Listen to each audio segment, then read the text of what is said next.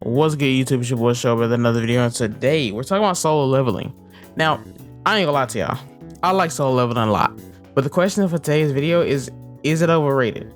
Let me go ahead and say off rip, there's not been a lot of anime adaptations that have generated so much hype like solo leveling. Like, this series has dominated conversations within the anime community for years. Ever since the Manhwa really caught on and got the international popularity, fans have eagerly been anticipating this anime, me included. I think right before the anime released, I ended up reading all of the manga, and I'll get to that standpoint later in the view, like as a manga reader. But from a visual standpoint, the anime delivers, man. Like, it really is good. Like, it's a really good animated. The fights are cool. The action sequences are on point. I think they did a really good job with the anime. Just me personally. However, I feel like there's 3 core principles when looking at an anime. Specifically anime: animation, story, and pacing. Now, story and pacing could be the same thing. Animation could also be a little bit of pacing, but in reality, a lot of the times the manga be really good, but the pacing of the anime is bad. The animation be pretty decent, but the pacing is bad. The story be really good, but the pacing is bad. That's why I think pacing is a core principle in any anime. Some people have voiced concerns about the pacing of the solo leveling anime, and some of the storytelling adjustments. Some people say that it doesn't really capture the same intensity as the manga.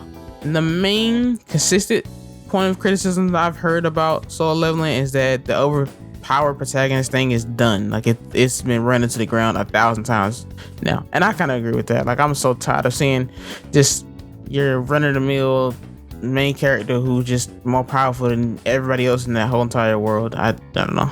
I will say it's a little bit different for people like Jinwoo and Slime, because we get to kind of see their journey. You know, they kind of make it in a sense to where it's believable, him having a leveling system in a world that doesn't level up. And I was about to say I'll get to that point later because I have a point of contention with that, but no, let's get into it. Now, first of all, I like solo leveling. I really do. I feel like it's a good anime. I feel like it's a good manga. When I was reading it though, I got pulled in by the first couple of chapters. Like, the infamous scene with the statue and the double dungeon, that scene to me is some of the best opening in anime. Like, I don't think it gets like a lot better than that beginning scene. Like, reading that and trying to figure out like how this character, this wimpy, not strong character, is gonna make it out of here, that was super exciting. I'm not even gonna lie to you. Now, before I go any further, right, I do want to go ahead and say, I'm about to spoil a little bit of it, not anything that we haven't seen in the anime.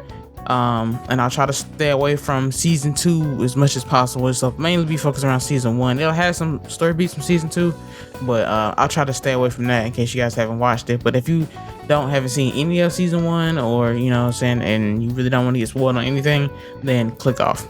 What that being said, thanks for checking it out. Let's get back to the video. Now, I will say the whole beginning part of him leveling up and becoming strong, he gets the physical transformation where he starts to look more, he starts to look taller and stronger and more confident. Like, I like all of that part. I like the beginning part. I like him going and trying to help his friend create the guild. You know what I'm saying? He'll get his guild license. I like all of that. I think that him becoming S rank so fast to me was it's not one of my favorite things. Like, granted, I knew he was always gonna be powerful, right? Like, in other anime, there's story beats where the main character just gets overpowered, you know what I'm saying, to a point where they're stronger than everything else in their universe. It happened in Naruto. It definitely happened in Bleach, and we'll get to the Bleach comparison a little bit later. But as far as like One Piece, Luffy, he's strong, but he's probably not the strongest in the universe, and it's already been 1,000+ episodes. I'm not saying they needed to take that amount of character development, but I really would have liked to see him struggle even in season 1. I really wanted to see him struggle a lot more. I feel like the perfect example of this scene was when he was doing his job rank quest towards the end of the season, with season 1, and he was just literally about to die. He couldn't do it anymore, and then something mysterious happens and it ends up saving him. I like that story beat because that lets me know, okay, he's strong, but he's getting exhausted, he's getting tired because he's fighting these same enemies back to back to back, and he's about to fall. I felt like that was an interesting take because even though something happened to save him, he was about to lose. And a lot of the fights he could possibly be about to lose, but generally the reason why I say I think that the anime is not overhyped, but the whole source material itself, I don't think is a masterpiece. not to any fault of his own. If he had came out some years before I've seen 1,000 solo levelings, then it probably would be a masterpiece. I feel like it's the Demon Slayer animation slash fights thing all over again. They say Demon Slayer was carried by animation, carried by fights. I don't think Demon Slayer has an intensive story, but I do think they handle the story better than they handle it in solo leveling. You have a guy who's not strong, he's very weak, he gets the power to level up in a world that people can't level up. This is also a point that I didn't like. I would have rather had people have the ability to power up and level up, maybe due to like doing like certain quests or something, but I would definitely would have gave the people in that world the ability to rank up. Because what this means is that once Jinwoo gets stronger than a certain person, that person becomes no threat anymore. Like, yeah, he kind of had to, like, I think in the manga there was a scene where the S-class dude tried to stop him, and Jinwoo was basically like, the dude was stronger than him, you know what I'm saying? And I feel like it needed more moments like that, showing that he did have a balance. Like, you know, he's strong, his power is busted, he can summon out insanely strong warriors that he don't have to do most of the fighting.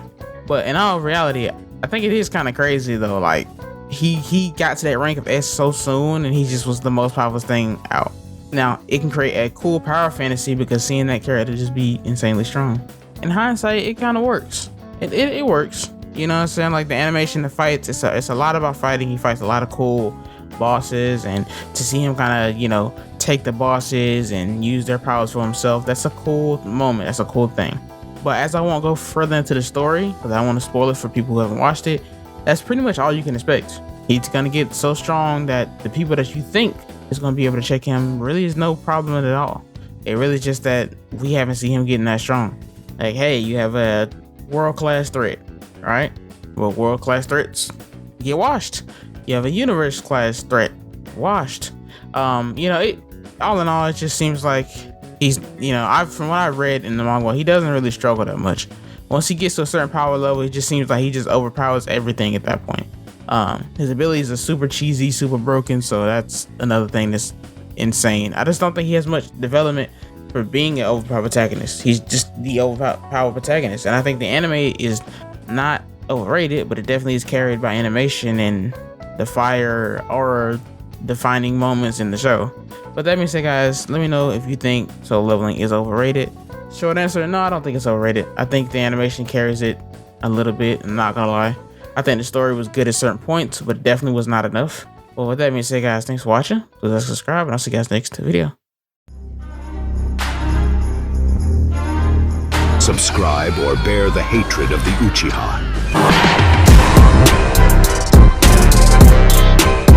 Wake up to